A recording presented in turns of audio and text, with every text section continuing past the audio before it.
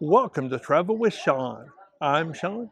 Today we're in Beijing, China, touring the Beihai Park, which is an historical park, started out as an imperial garden, and there's a big hill in the middle on Jade Island, and that hill is where Kublai Khan had his winter residence in the 14th century. And in the 17th century, that got replaced with what is now called the White Dagoba. Beihai Park is the oldest, largest, and best preserved ancient imperial gardens in China. Its name means the Northern Sea, and its history begins in 938 AD, when an imperial palace was built on the hill of Jade Island. The area around the island had been very marshy, and it was in the 12th century under the Jin dynasty that a large portion of the marsh was excavated, forming the lake we see today. It was in the middle of the 13th century when Kublai Khan, grandson of Genghis Khan, defeated the Jin dynasty and made Beijing his capital. He set up what is now Beihai Park as his imperial gardens, and rebuilt the 10th century palace on top of the hill. Walking through Beihai Park, we come across many picturesque scenes. The park first opened to the public in 1925, and it covers about 175 acres, with the lake occupying more than half of it. In Beijing's parks, it's common to see people begin their mornings with Qi Gong, a traditional Chinese practice combining slow, deliberate movements with breathing and meditation to cultivate their inner energy, or Qi. Qigong has been part of Chinese culture for thousands of years, blending exercise, meditation, and healing philosophy. Many still practice it daily to balance body and mind.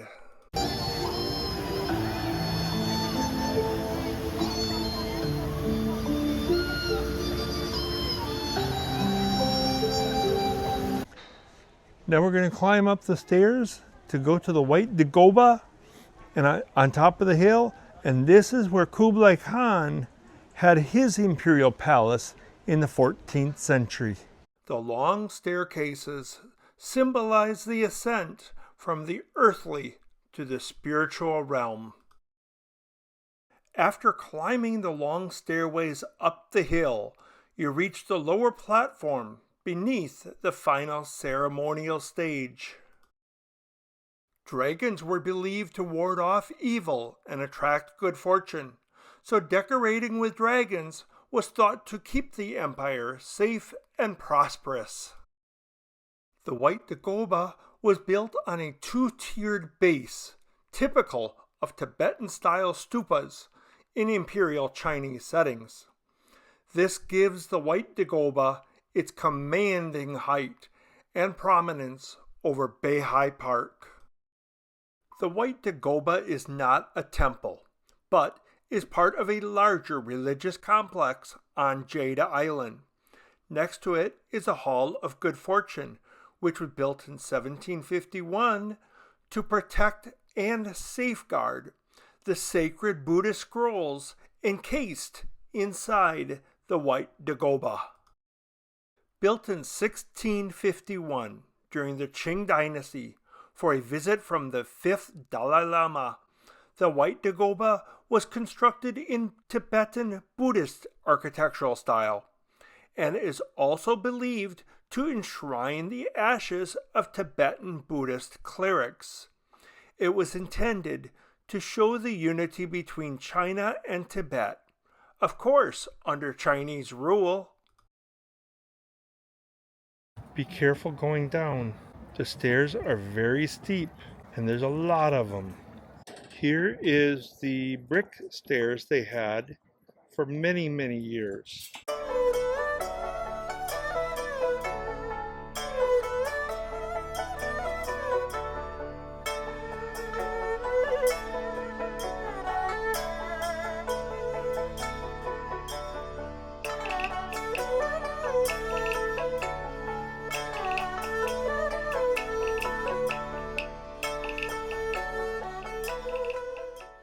Built in 1759 during the Qing dynasty, the Western Heaven Temple was not just a place of worship, but also a site of imperial ceremony, reflecting the emperor's role as patron and protector of Buddhism. Its location across the lake from the White Dagoba was carefully chosen to balance the spiritual landscape of Beihai Park, representing a harmony between earthly governance and divine order. Its name reflects the Buddhist beliefs of Western Heaven as the Pure Land, symbolizing enlightenment and salvation. The temple gate has 3 arched entrances, the middle being exclusively for the emperor. Now we're in Beihai Park at the 9-Dragon Wall. This wall is significant because it is only one of 3 remaining Imperial 9-Dragon walls. They were built in 1756. The other 2, one of them is in the Forbidden City, and the other one is in a city called Datong in Shanxi province. In addition to the 9 large coiled dragons, there are several small dragons. In total, there are 635 dragons. As I said, it's about 250 years old, so it's in pretty good condition. And there's a replica in Chicago's Chinatown in the USA.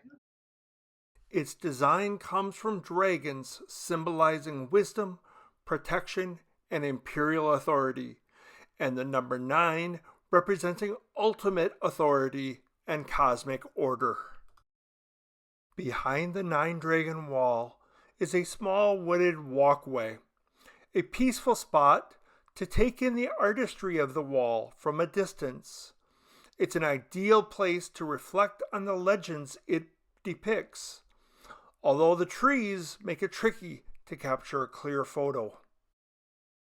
Jingxian Studio, or Studio of the Peaceful Heart, was built in 1757 to be a summer retreat for Emperor Qianlong to enjoy tea, music, and quiet contemplation.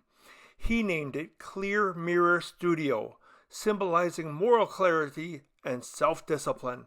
But Dowager Empress Cixi renamed it in 1885, believing that the original name was unlucky. Now I'm in the Fangshan restaurant in Beihai Park, and this restaurant opened up in 1925, starting out as just a tea house, serving tea and snacks to the emperor and his family as they stroll around the grounds of what was then the Imperial Garden. Now, Beihai Park is a public park and a tourist attraction. This restaurant is now a 5-star restaurant, open to the public. The staff uniforms are of the Qing dynasty style, and the restaurant is also decorated in the style of the Qing dynasty. Emperors used to go fishing in the Beihai Lake. Now tourists rent boats to paddle out and take in the beauty that surrounds it. The Tower of Buddhist Incense is a beautiful addition to the scenic beauty of Hohai, meaning Black Sea. Walk along this lake to get to the Hohai Bar Street, a popular nightlife destination situated along Hohai Lake. This vibrant area is lined with numerous bars, restaurants, and cafes. The street comes alive in the evenings with live music, bustling crowds, and a lively atmosphere, making it a favorite spot for both locals and tourists seeking entertainment and scenic views by the water. So have a Běi Bīng Yáng and take in the scenic beauty from above the crowds on the street. Now we finished our tour of Beihai Park. I hope you enjoyed it as much as I did. Until next time, 再见, bye bye.